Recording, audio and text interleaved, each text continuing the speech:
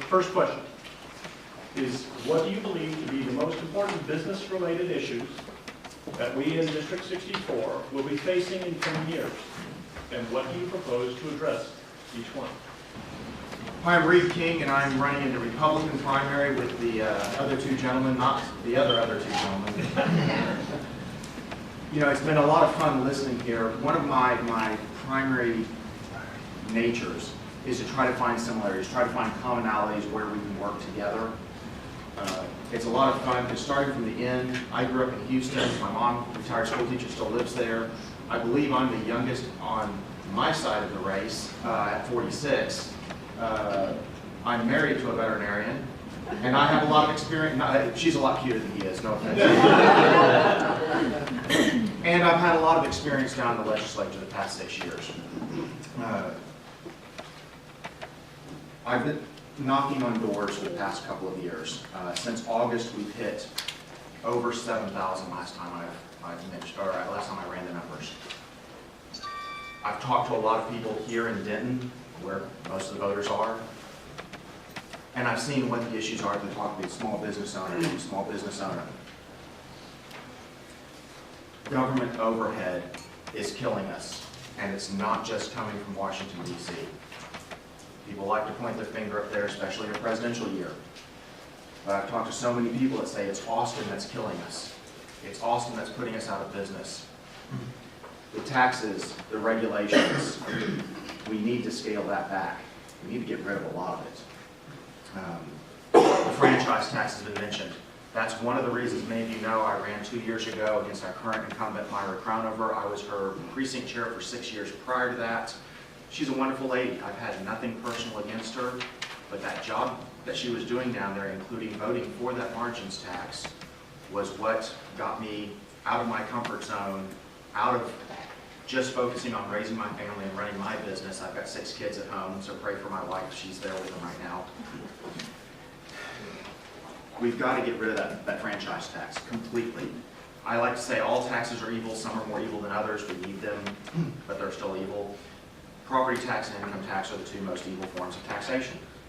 And yes, I'm using moral absolutes on this. Please bear with me. It's not just an income tax on business. The income tax everyone thinks about is on your profits, how much money you make. That tax is on your gross receipts. You can actually lose money and still owe taxes. How did that ever pass in Texas? It's a good question. I think one of the big ones is that. Another big one is our state budget. I think most of us, at least those of us with families that have to drive everywhere, are loving the gas prices at the pump right now. My wife got $1 off at Kroger, I think filled up our 12-passenger van for 40 cents, 39 cents a gallon the other day. That was great. 33-gallon tank, it gets expensive. But I've been talking to people at the door, people that are losing their jobs, that are at threat of losing their jobs because of those low gas prices. People are hurting out there. Companies are hurting out there. In March 1st, you'll be voting for one of us. March 1st next year, one of us will be voting on the budget, the state's budget. And let me tell you, we may have diversified our economy a lot since the 80s, but it still relies heavily on oil and gas. And that lost revenue for the state, I have to admit, part of me is a little excited about that, despite all the negatives, because it means the state government's going to have to crunch. We're going to have to figure out where we prioritize what we're spending. Because it's not about where are you going to cut, where are you going to cut this, you're going to cut that. That's not the right question. We've got to phrase the questions properly. Where do we spend first? In my family, I've lost my job before. I think everybody probably has before I decided I'm going to go work for myself. It's not what do we cut, it's where do we spend the money first? Do we get the big screen TV or do we fix the transmission in the car? We've got to make those hard decisions. To secure these rights, that's why governments are instituted among men. Infrastructure for state government, roads, water, education. We need to prioritize there, and then when if we have anything left over, we can do the good things. Running out of time a little bit here. I like government that functions locally best. As long as life, liberty, and property are being protected, we need it all happening at the local level. control from Austin that doesn't understand Denton is a problem. I've spent the last 6 years going down to Austin on my own dime, spending my own time building relationships, testifying before committees. You'll see on my card here the endorsements that I've gotten because of that.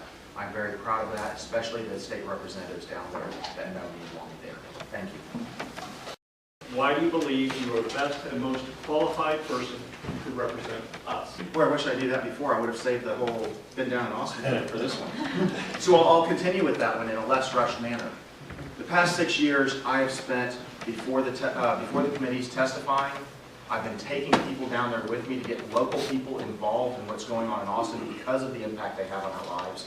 As Republicans, a lot of us, like to rail against the federal government, and rightfully so, for getting involved in states' issues or local issues.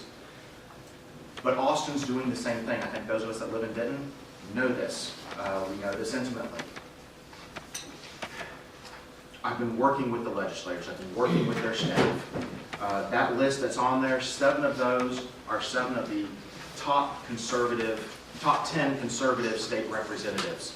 The 8th one on there is number 16, but he's still a pretty good guy. I've worked with people across the spectrum down there to try to find the similarities. There are issues with government regulation where some of these staunch hardcore, they're pictured as not going to work with anybody type of guys, but that's not true. They've worked with some people from the very far left to do things like not license what was it, the eyebrow thing that we had this last session. We don't need to license all of these businesses. If it doesn't deal with public health, public safety, why does the government need to get involved in your business? And in some of those areas, we might need to question what they're doing as well, take a critical eye to it to see. But there is room for finding those commonalities, for finding those things. So I've been down there. I've been working. I've pretty much been doing this job for the past 6 years, except for the fact that I wasn't allowed to be on a committee and I wasn't allowed to cast a vote on the floor. So I've got the experience down there recently. I've got the proper principles of the limited role of government at all levels, but we need to keep it local where possible. The only reason any of the other levels need to go is to secure our rights. If the federal government is infringing on our life, liberty, or property, the state and the local need to step in place. Likewise, if a city is infringing on someone's life, liberty, or property, the state and federal. But that's it. We must govern locally. We must allow businesses to get out there and get after it and be Texans without government weighing them down. I don't have a whole lot to say because I've added that. On my card with the endorsements, up at the top, you'll see my personal cell phone number. I've spent the last several months, the last couple of years actually, knocking on the doors of individual voters here in the district to find out what they want. What is it, if we can make the legislature focus on just one thing until they fixed it and got it right, what's that priority for you? Give me a call, talk to me, tell me what your concerns are before, during, after the election, because I want to know so that we can represent this district best down in Austin. Thank you.